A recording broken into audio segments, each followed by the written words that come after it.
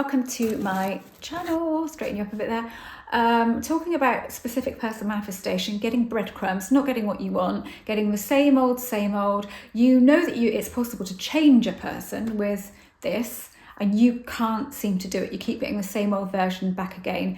And the first thing, I want to say a few things. So I'm going to go through what we're changing and what we're not changing. So I don't believe you're changing a person at all. I don't think it's anything to do with that. What you're doing when you pretty much devalue yourself by responding to breadcrumbs, responding at all, or responding in the same old way that you've always responded. Something has to change, whether it's no response or a different response. What you're doing to yourself energetically when you keep doing that and you get stuck in this loop. So what's going on a sciencey level, what's going on with your energy and why does this keep happening, and what you can do about it, how to increase your value in their eyes, but also in your own eyes. You will feel as if you have increased your value. It does come with an element of bravery, because you have to go, do you know what? People learn how to treat me by what I accept from them. And if I keep accepting this, I'm just going to keep getting this, because I'm going to keep feeling it. I'm going to be stuck in this energetic loop, and that's what I need to get out of. Let's first of all go to my point. When you do that and you keep responding in the same way, where you give more than you're getting, basically, you are devaluing yourself. But it's more so that you feel as if you're doing that. You feel like you're lowering your value, even if you've never put words on that feeling. You know it. You just know it deep in your soul that that's what you're doing. So then you get confirmation bias that they are indeed this type of person, because they do the same thing again. So they pull away again. And every time they do it, you build up a little bit more of that version of them. That seed just grows and grows and grows. So they are this. And then you're trying to change that, which seems just impossible, doesn't it? The thing is, we are not changing people. We are never changing them. We are only changing us. And then they just change in accordance with that. But we haven't had to do anything to do it. When I have tried to change people, I have succeeded.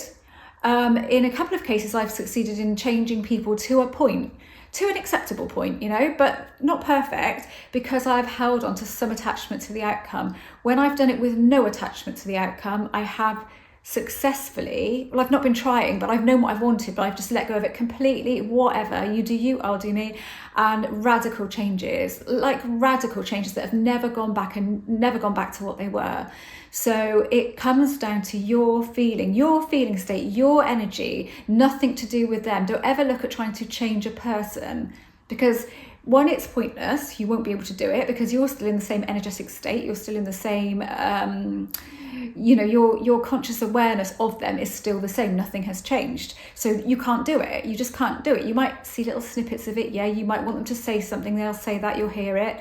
But then it will just go again. So then you're constantly chasing it. You're chasing the change in a person. You should never be doing that. You just want to look at what's going on inside of you. So let's first of all look at this on a very practical level. I used to write relationship articles, so I would talk about this like this, and I'm going to talk about this in a practical sense now, taking manifestation out of the equation, even though that will affect it anyway. But if you devalue yourself, you will feel devalued. They will not see the value in you. They will not probably sit there and think, oh, there's no value to this person. They won't think that, but on a subconscious level, they don't value you, because they know that they can just pick up the phone or drop you a text at any point and you will always respond, regardless of whatever they've done to you in the past, however they've spoken to you, however they've treated you. Now look at it like this. If somebody pulls away from you for months at a time, weeks or months at a time, for no good reason, no apparent reason, and then they just message you again out of the blue, and you come back with the grateful, oh, hey, how are you? You're grateful to hear from them. Why should you be grateful to hear from them? They should be privileged to be speaking to you. It's a privilege to talk to you. It's a privilege for them to have you in their life, because you're a great person. So what you continue to allow is what you'll continue to get, because this is what happens. It happens, and we get that kind of treatment, and we see it with our eyes, and we solidify it with our thoughts then, that this is what they are like. And then we try to change it. Again, you're trying to fix the problem that doesn't exist. It's here that needs, I want to say fixing, but it's here that needs changing. It's here that needs bringing into alignment, but not into alignment with getting them. into alignment with your your higher self, I suppose, into alignment with things that you want, the life that you want to lead, not doing it to get this person, because then again, you're giving them all of the power and you're saying you are more important than me and nobody is more important than you. So it does take an element of bravery. So what are you going to do then if you do this, if you decide, okay, I'm going to go this route, and then you get a message from them? When I talk to people about this, coaching clients, often they get a message from somebody they haven't heard from for ages, as soon as we have the conversation pretty much, and then they're in a state of flux, like what do I do now? I would say this: if somebody comes back to you and they just go, hey, how are you, and they haven't spoken to you for months, I wouldn't answer it. I just wouldn't answer it. They haven't worked for you. They haven't worked for it. You know, that's just such a generic, pointless thing to say, isn't it, to somebody that you haven't spoken to for months? If you're going to come back to somebody after months, then say something worth it. Say something that's going to grab their attention. Say something with feeling. Don't just come with something bland like that. I would ignore it. I'm not telling you to do it, because you are you and you need to do you, but I would ignore that. I wouldn't have been able to many years ago. It's not something I could never ignore anyone, and I find it very hard to ignore people, but that does not warrant a response, in my opinion. If they come back with something a little bit more meaningful, you just go, okay, what response would I have normally sent? Okay, let's do something different. Let's send something different this time, and just keep it really short. Don't go rambling on. I mean, men don't do this so much, but women do. Like, we just overshare and we can text. Personally, I don't. I'm like the most rubbish texter ever, as my family keep pointing out to me, because they either just get the thumbs up, which is like pits, isn't it, on Messenger, when I'm like, oh yeah, I've read that, you go, thumbs up. And I know that that's like the worst thing to do, because whenever anybody does that to me, I find it funny, because I know it's just like a dismissive, like, yeah, I'm busy, leave me alone. And I just send very, very short texts. I'm just to the point. This is what I need to say, and this is what I'm going to say. I don't elaborate very much. And I have done in the past, but I don't know, I've lost that completely. I feel like I've lost the ability to do it now, which is probably a good thing. But women do that more. Don't do that. If you're a woman watching this, don't do that, because you need to do something different. You want to increase your ticket value, you know, your price tag. You're one of the high-end shops in town. In Bath, we have great shops in Bath, actually. You know, even the chains are great. But the top end of town is the posh end of town, where everything is much more expensive. So that's what you are. You're the posh end of town, okay? It's where people aspire to be, you know. So be that, be the person that people aspire to be with. And this goes through life, doesn't it, with people, really. Just put that value on yourself, because two things will happen. You will feel really good for doing it. You will feel empowered. You will feel scared. Let's be honest about this. You will feel scared that they will never come back to you now. But look at it this way.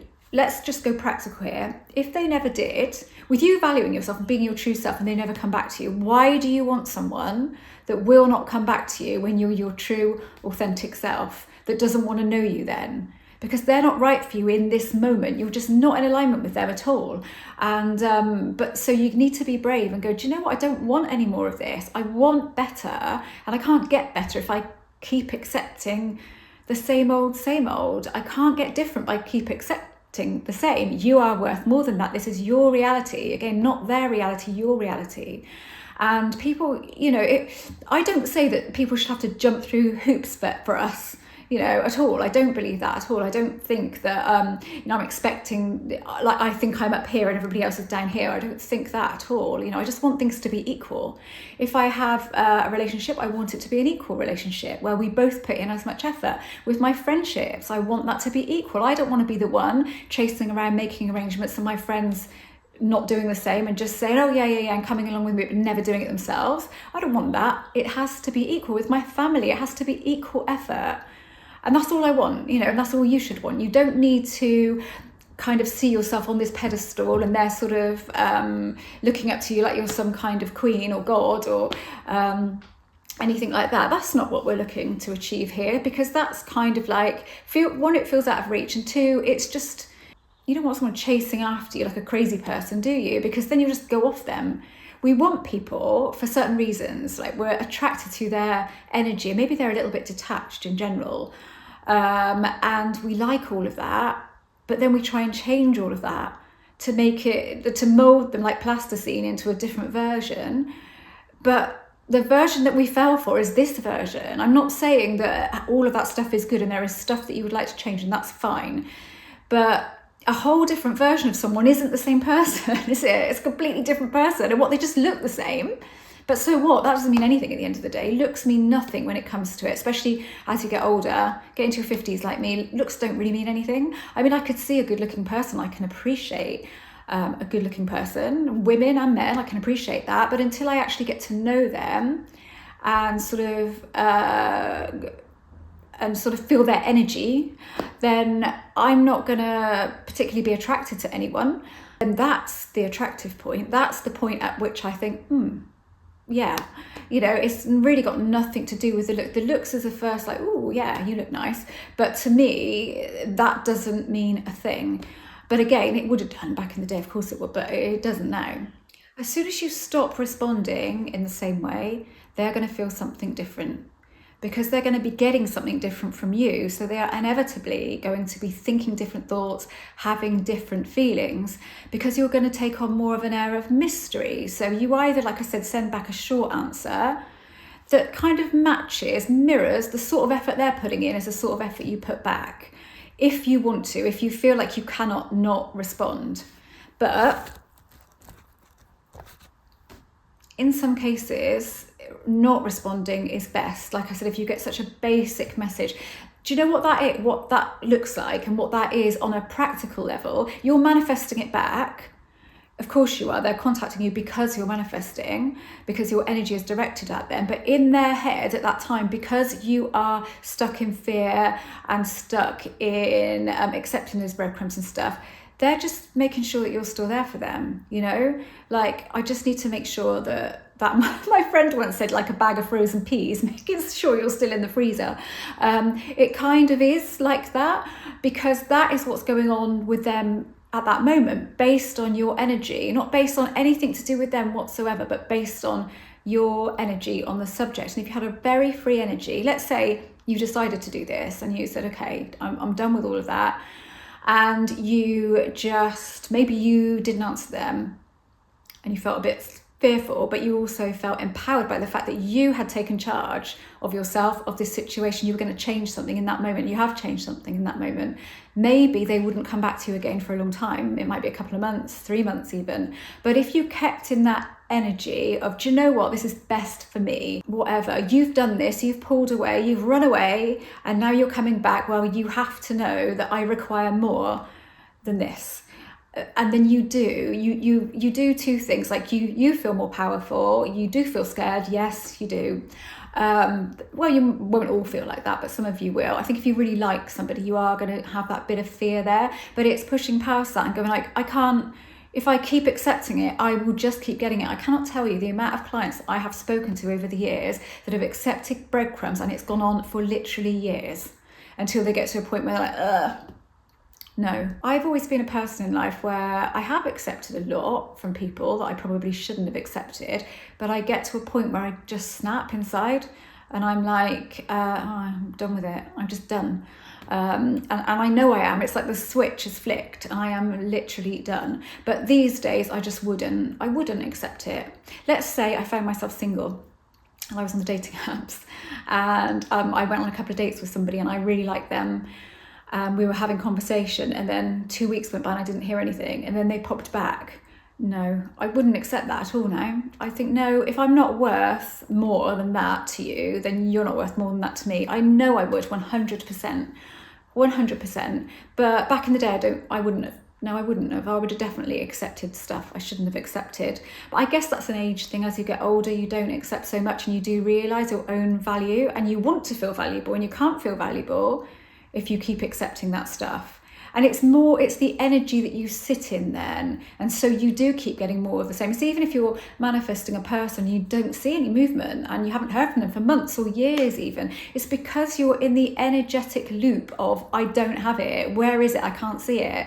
It's just, and that's what it feels like. You're on a loop and it just keeps going over and over and over. You can't get out of it. So you need to break it. You need to break that connection that's been made, really.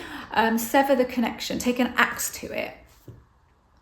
If you want to be high value in other people's eyes, you have to be high value in your own eyes, because you can't go, I am number one, I'm high value, and start affirming all of that if you don't believe it. If inside you don't feel it, nothing will change on the outside. You have to feel it on the inside. And I believe where people are concerned, you start feeling it when you make that decision to change it, to not accept the same, to not be this person that is just going to take whatever is thrown in your direction and you're just going to jump for it, you know.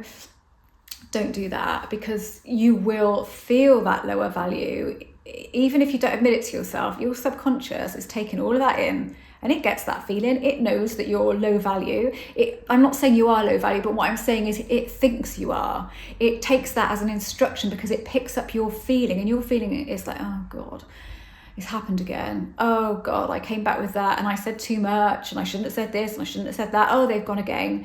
Confirmation bias. So it goes in there and you start having thoughts in line with that. So those thoughts become things because you solidify them as factors. This is why this has happened.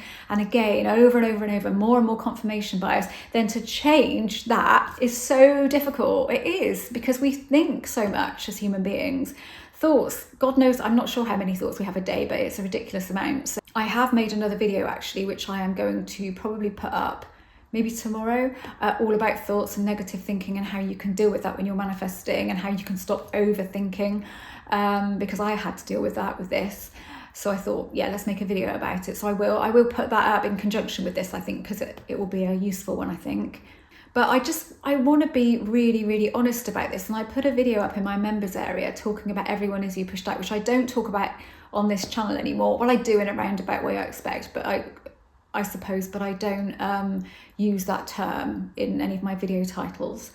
And that's not because I don't believe in it. That's just because I don't want anyone to think that I'm saying this is all your fault, because there's no one's fault, is it? If 3D reality is a reflection of our subconscious mind, how can we possibly control that? We cannot, because so much stuff has gone in there over the years. Like, it's not our fault. Of course it's not. And I don't want people to think that. So that's why I don't make them. But I do talk about it on my members area. And I've talked about on 3 occasions when people in my life have radically changed. Radically, as in completely what I wanted, seemingly out of the blue, but I didn't care at the time, as in I had resigned myself to whatever, you do you, I'll do me. I had no element of attachment whatsoever. My attachment was 0. And that's when you see changes like that. You don't see changes like that when you're holding on to it and looking for it and observing it. You see some, but I've changed other things to a degree, as in maybe it's 50% better, and I'm kind of okay with that. Like, I just think, oh well, it's not perfect, but it's loads better than it was, so I'm just going to go with that. And then you sort of lighten up, your energy changes, then more stuff happens better, so that maybe goes up to they're 60% different. So you've just got to appreciate those changes that you make, that you've made because internally you've changed, and you see that change in your 3D. Don't go, but that's not exactly what I want. No, but it is better than it was. So if it's better than it was, just go, please, can I have some more of that subconscious, some more of that good stuff? Right, I'm going to stop because I can feel I'm going into a massive waffle now. If you don't know anything about me, I'm an author, I'm a manifestation coach and a mindset coach.